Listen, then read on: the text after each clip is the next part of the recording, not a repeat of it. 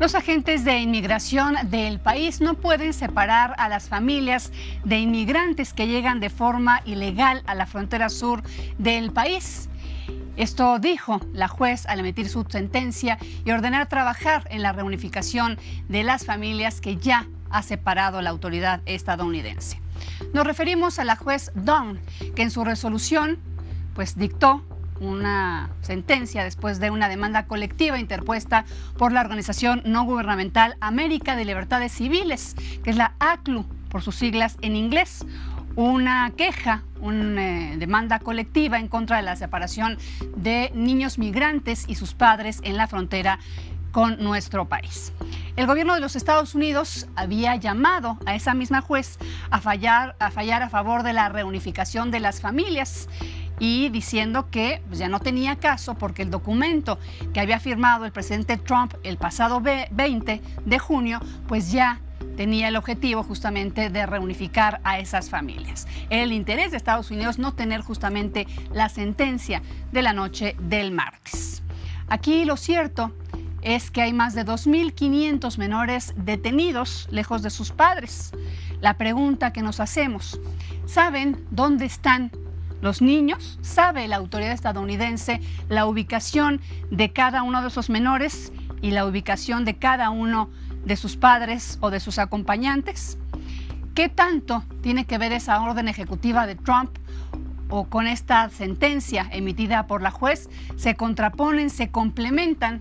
Tenemos muchas preguntas, pero justamente sobre una de ellas, ¿dónde están exactamente los niños separados de sus familias?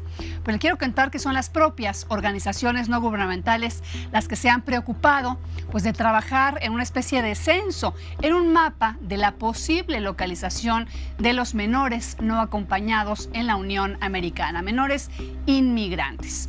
Y mira, tenemos este mapa en nuestra pantalla que es de un centro que se llama Reveal, que justamente es lo que busca localizar a los niños y a las familias. Un mapa que trabajó la organización no gubernamental de acuerdo a lo primero que sucedió en la Unión Americana, que era justamente el ingreso de menores no acompañados a los Estados Unidos, un tema que tiene más o menos 1 año y medio que sucedió en la Unión Americana, un poco más porque fue en la administración de Barack Obama. Ojo, este censo del que vamos a hablar, esta ubicación, es hasta junio del 2017. ¿Qué quiere decir? Que en esto no están contabilizados los niños separados en las últimas semanas de sus familias. Y miren este gráfico que trabajó esta organización no gubernamental Reveal, lo que se identifica es los diferentes centros de atención a menores que hay en el país.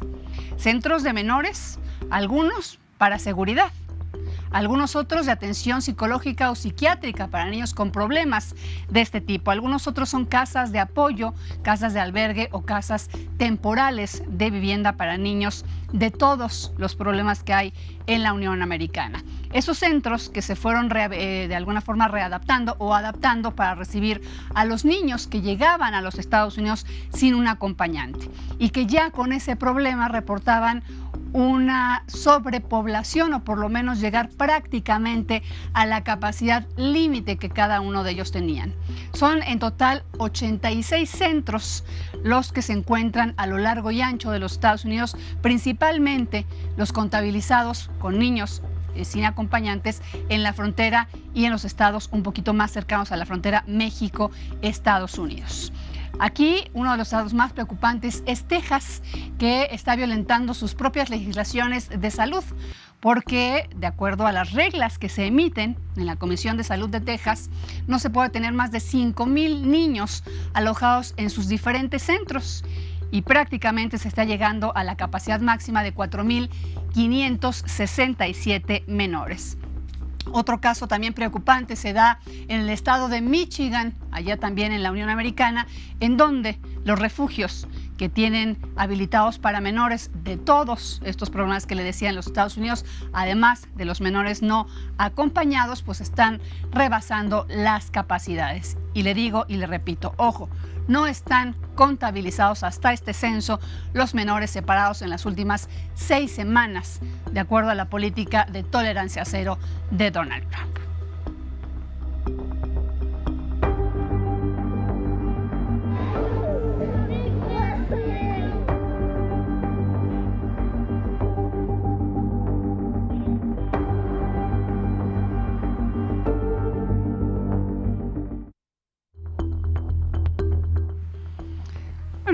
manifiestan diferentes voces su oposición a que una política migratoria sea utilizada como una especie de presión. Más allá de una política migratoria, la pregunta es ética.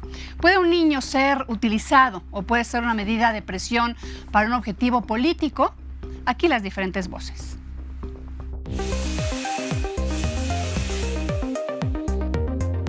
Estamos firmando una orden ejecutiva. Considero que es una orden ejecutiva muy importante. Se trata de mantener a las familias unidas y al mismo tiempo estar seguros de que tenemos una frontera fuerte y poderosa. El presidente primero vino por los Dreamers y luego el 1 de mayo con la política de tolerancia cero. Vino por niños, bebés, los más pequeños. Estos niños no son animales. No son fichas para negociar para ayudar a la construcción del presidente Trump. El presidente Donald Trump lo está haciendo en la frontera con los niños. Esto no es América. Es inhumano por cualquier lado que se le vea. Hacemos daño irreparable a la salud y el bienestar de Estados Unidos. Deberíamos ser mejor que esto, que poner a niños en jaulas. El presidente simplemente emitió una orden para terminar la crisis que él creó. To end the crisis he created.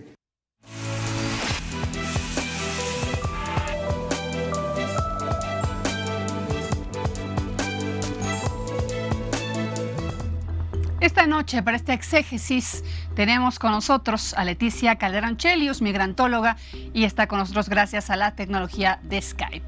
Muchas gracias, Leticia. Muy buenas noches. ¿Qué tal? Buenas noches. Muchas gracias. Pues queremos entender, de alguna forma, el tema de esta orden de Donald Trump que firmó el pasado 20 de junio, en donde se supone que ponía fin a esta separación que él mismo ordenó en esta política tolerancia cero, y obviamente colocarla en comparación con la sentencia de esta Corte de San Diego que ordenó al propio gobierno de Donald Trump de que en los próximos 30 días para menores de 15 años y 2 semanas para los menores de 5 años, las familias tenían que estar reintegradas. ¿Cómo entendemos? ¿Se complementan? ¿Se contradicen? ¿Tiene caso una después de la otra? Mira, yo creo que estamos viviendo un momento paradójico en todos los sentidos, porque por un lado, exactamente lo que tú mencionas que tiene que ver con esta orden que ya se le pone un límite a Donald Trump diciéndole, usted tiene que entregar a esos niños en menos de 30 días y en 15 días tendrían que estarse reuniendo con sus padres.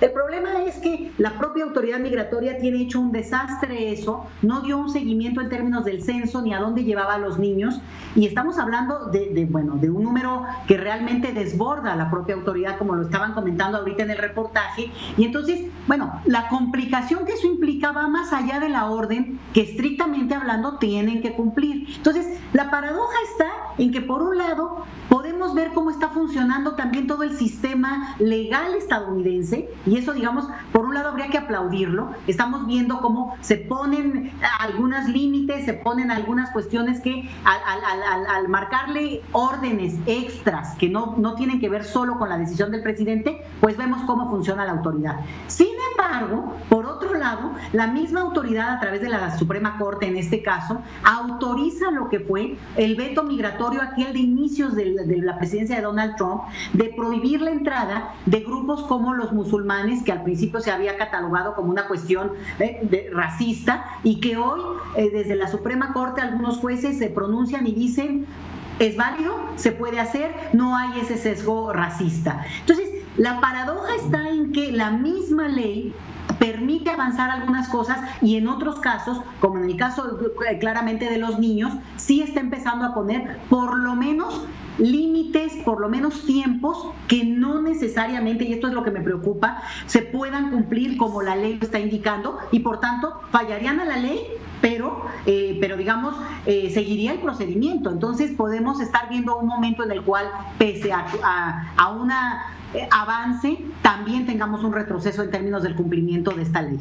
Claro que estamos prácticamente a 8 días de la firma de esa orden ejecutiva de Donald Trump de la reunificación de las familias, de poner fin a su propia orden, y tendríamos que tener algunos datos de cuántas familias han sido reintegradas, han sido otra vez reunidos padres con hijos o por lo menos niños con los acompañantes que tenían en su camino hacia la Unión Americana. Y bueno, parece que de eso tampoco existe un censo ni claridad de en dónde se encuentran esos más de 2.500 menores separados en las últimas fechas. No, incluso hay algunos datos que indican que hay niños perdidos, es decir, niños a los que se les perdió el rastro, y esto ya se estaba denunciando con tiempo antes de esta crisis. Ahora sí quiero marcar una cosa, porque yo creo que esto es un llamado también a nuestra sociedad mexicana, nuestra sociedad civil movilizada en temas de migración, y es el hecho de que nos indignamos y estamos en el momento oportuno de indignarnos frente a lo que está ocurriendo en Estados Unidos. Pero no hay que olvidar que muchos de estos niños eran ya a su vez niños separados de sus padres, padres que ya habían emigrado hacía tiempo, que estaban incluso mandándolos llamar, o que en el camino del propio proceso migratorio fueron separados, incluso, ojo Marta, en México. Entonces, la tragedia no se tiene que ver solo en la dimensión nacional de un país, de un presidente que está actuando con soberbia y con prepotencia, sino en lo que llamamos todo un proceso migratorio, todo una estructura migratoria en la cual los países de origen, el tránsito que es México y también México como país de expulsor y de Estados Unidos como destino, son parte de este sistema migratorio, y yo creo que solo viéndolo así podemos empezar a encontrar los huecos y los momentos en los cuales se puede actuar, decía yo, frente a un presidente, pero que la verdad no podemos ya dejar esto a una visión solamente de que tiene la culpabilidad o que allá se va a responder a este tema.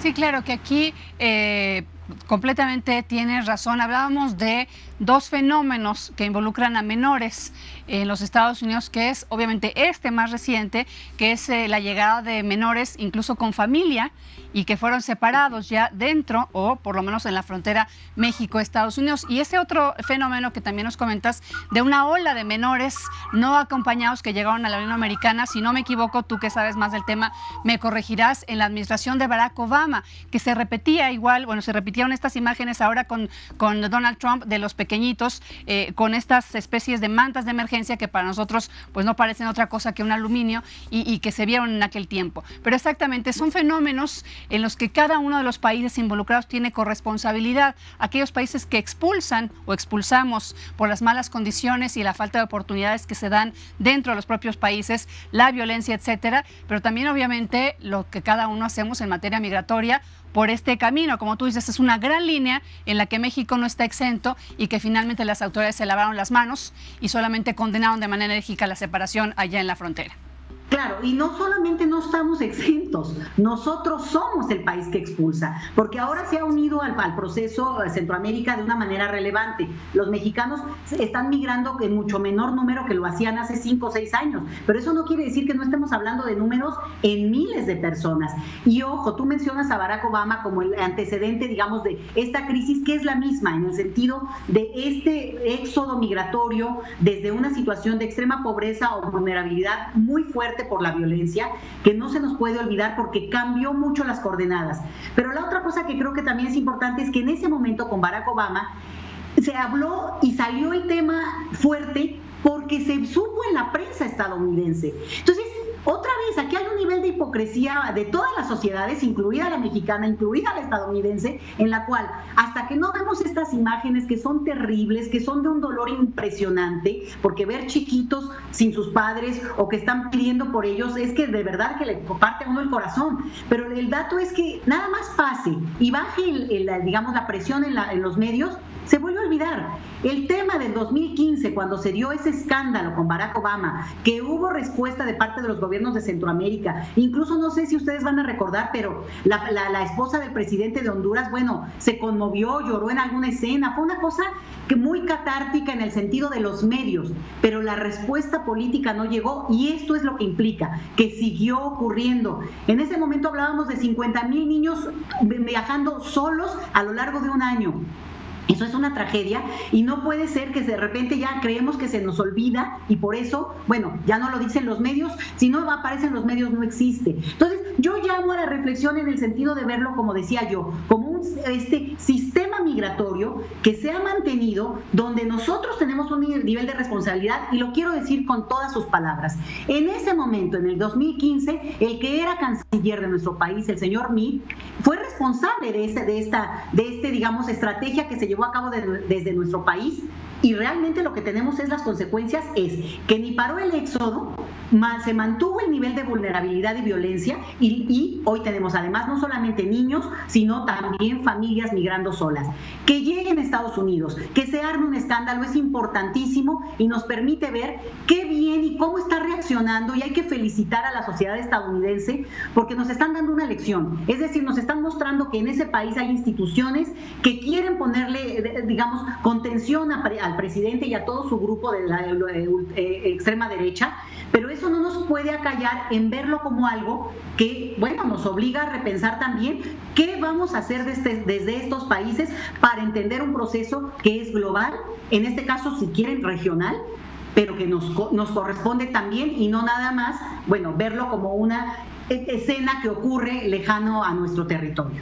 Así es, de alguna forma, pues esta responsabilidad que tú mencionas, Leti Calderón Chelios, migrantóloga, pues nos toca a todos me parece, medios de comunicación, especialistas en el tema, sociedad, porque dejó de ser noticia la condición de los migrantes en la frontera sur de México, que finalmente y prácticamente es igual o quizás hasta peor que la que viven nuestros connacionales en la frontera con los Estados Unidos. Entonces, me parece que es una responsabilidad de todos el escandalizarnos por lo que está pasando en Estados Unidos, exigir respeto a los derechos humanos, pero también exigirlo dentro de nuestro país.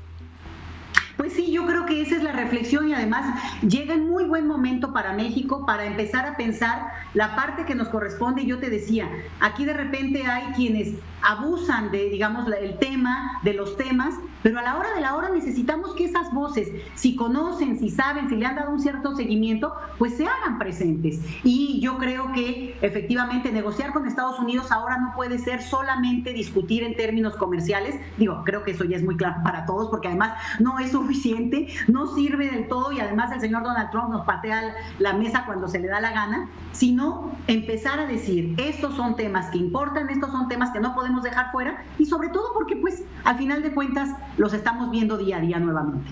Así es. Muchísimas gracias, Leti Calderón Chelios, por esta participación en Exégesis.